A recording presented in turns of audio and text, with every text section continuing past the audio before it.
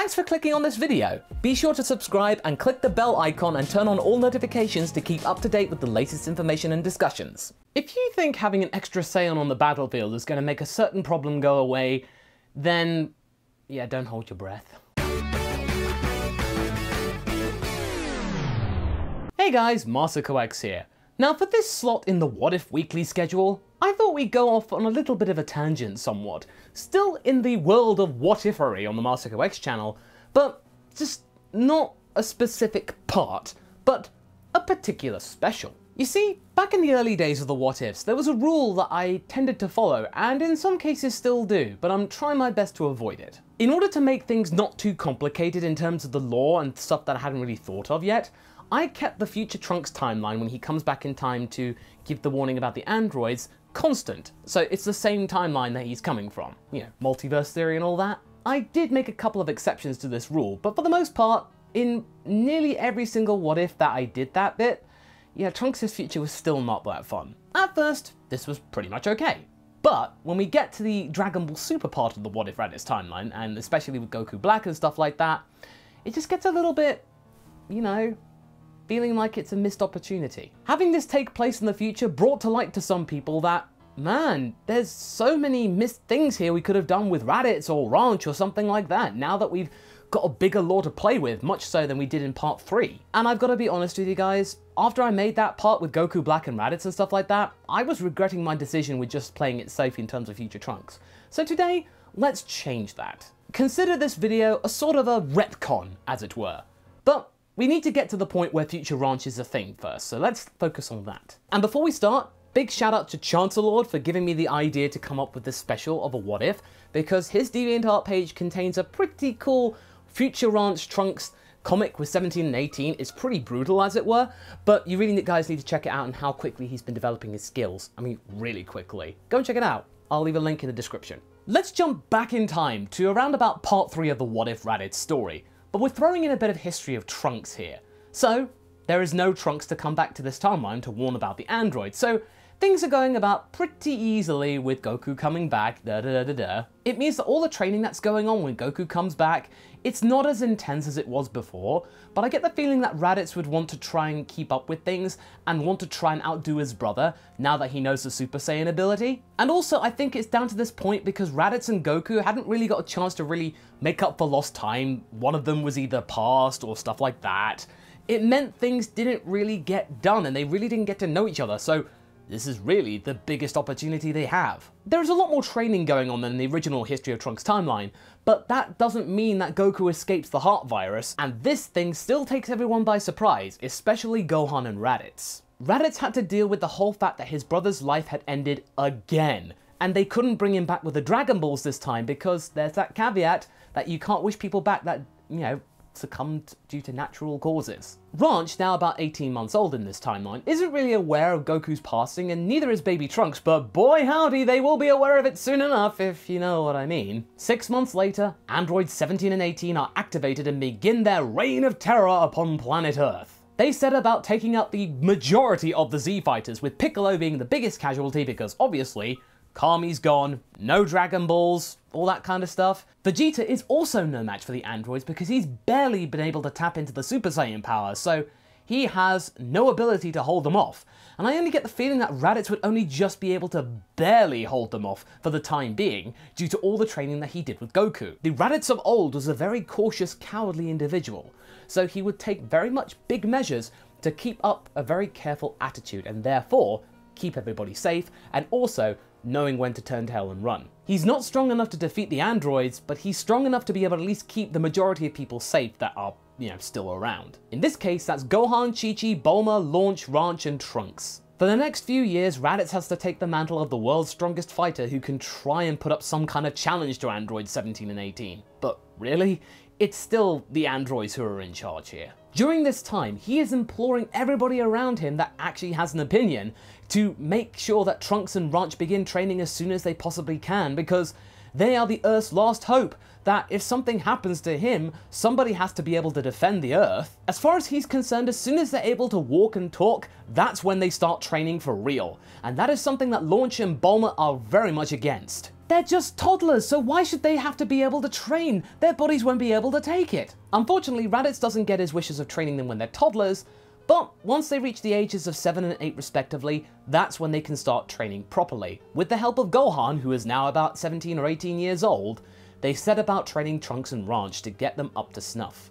Or at least the best they can due to the fact they're kids. In the middle of a training session out in the wasteland, hoping that the androids wouldn't be able to find them at all, because remember, the androids cannot sense energy, so they thought they were safe, but Launch takes the really foolish decision of actually taking a car and going out to the wasteland to check on what they're doing. And with 17 and 18 wanting to try and take them out, they are on the lookout for any possible clue. Before Launch realizes what happened, they are there and they are beginning their onslaught on the group. Raditz can sense that something's up, but before he can do anything about it, 18 calls out Launch, which sets her off into a panic and therefore a little bit of a sneezing fit, which sends her off into the blonde Launch form, which is very, very unfortunate, and decides to step up, even though she is no match. 17 shoots her through the heart, ending her life instantly. Raditz is stunned.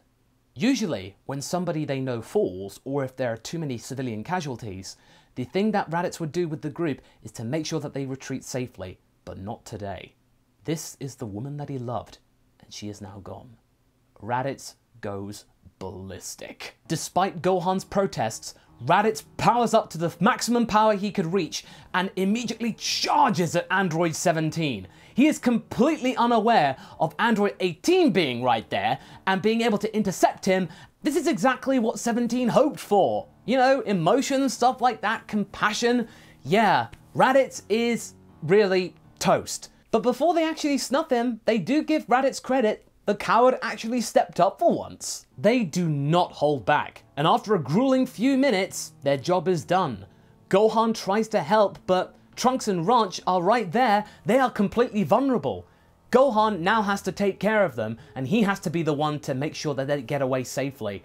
There's nothing they can do now. Gohan takes Trunks and Ranch back to Chi-Chi's house, and there they regroup. When she hears this news, she immediately offers Ranch a place at their house, because effectively, Ranch has been orphaned instantly. Trunks insists, though, that the safest place to be is with Bulma and him at Capsule Corp, where they have some kind of defenses. They're underground so they can't be detected.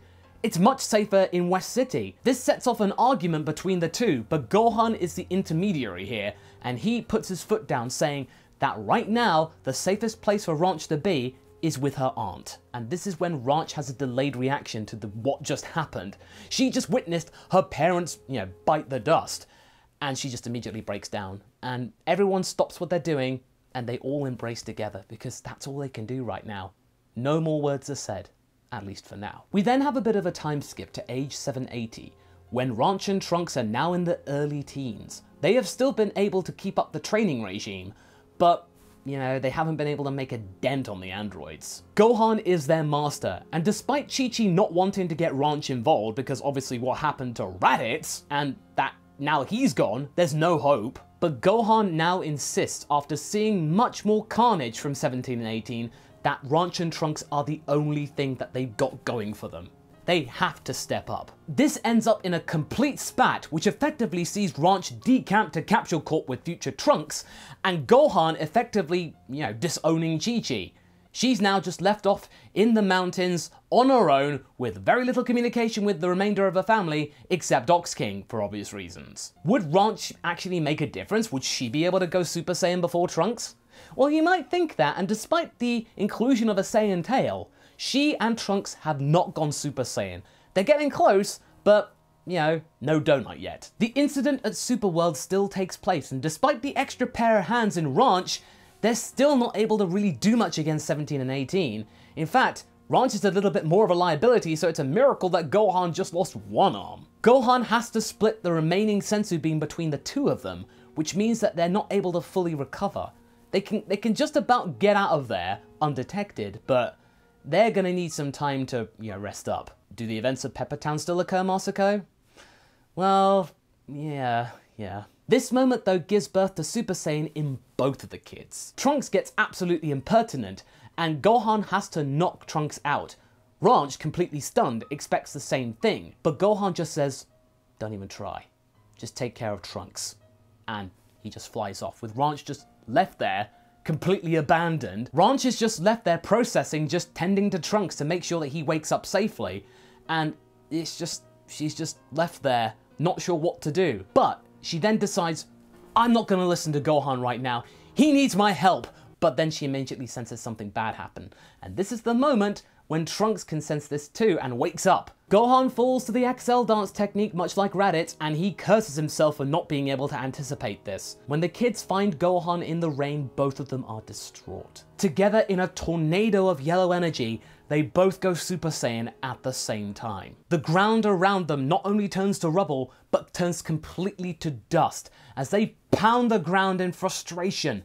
The sea of energy rising up into the air now turns into a dust bowl. It's a yellow, shining, angry dust bowl in the middle of a broken city. It's now up to them to try and save the world. No one is left to help them now. Raditz, Gohan, Mr. Piccolo, Goku, everyone's gone. It's just the two of them now. We then cut to 3 years later, with Trunks and Ranch helping Bulma out with preparations for the time machine. Bulma chooses Trunks to be the one to go back and give the message, but Trunks is reluctant to do so because he thinks that the past really doesn't need to get involved in this. They can take care of the androids themselves, you know, Trunks being a petulant teenager. Ranch is irritated that she's not the one to go because she just wants to be able to see her parents one last time. You know, it's pretty traumatic to see your parents bite the dust in front of you, so this is just the one thing that she wants. Just one thing. And she'll be able to get to see Uncle Goku for the first time. She doesn't remember a thing from her infancy about him and really wants to see what he was like. However, Bulma insists that Trunks be the one to go forward because, honestly, Ranch is the strongest of the two. Just by a little bit, but it's enough to be really the guarantor that Earth isn't going to crumble while Trunks is away. She still has her tail, she can still use the Grade 8 form, you know, as a last resort, but Ranch doesn't want to do that. Because unfortunately, one of the things that Launch said was that Raditz could not train Ranch in a Great Ape form. Ranch is now regretting this because now she can't go into this form without losing control.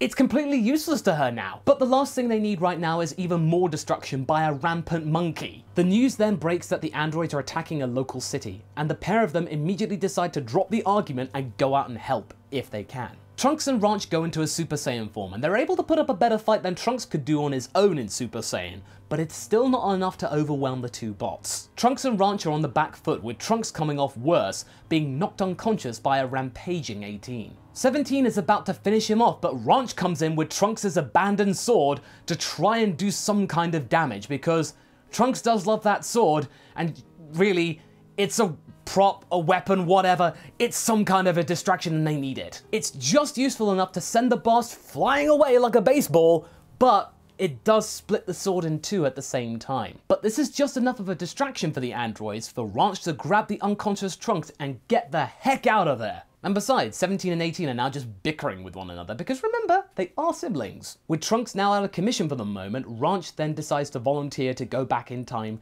to give the message.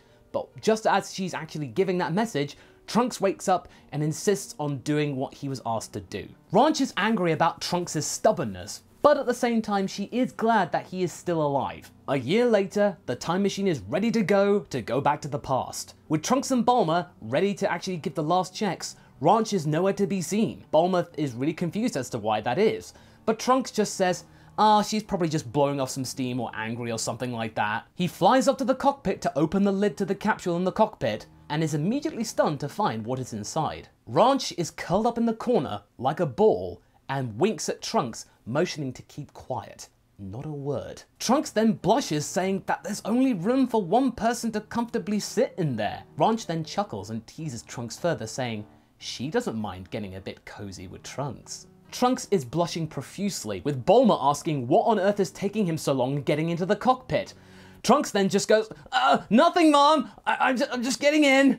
Okay, bye. He gets into the pilot seat and the two of them set off with Bulma completely unaware of what's going on. As they travel back in time, Trunks plucks up the courage to question Ranch, saying she should really be back in the future because the Earth is defenseless right now.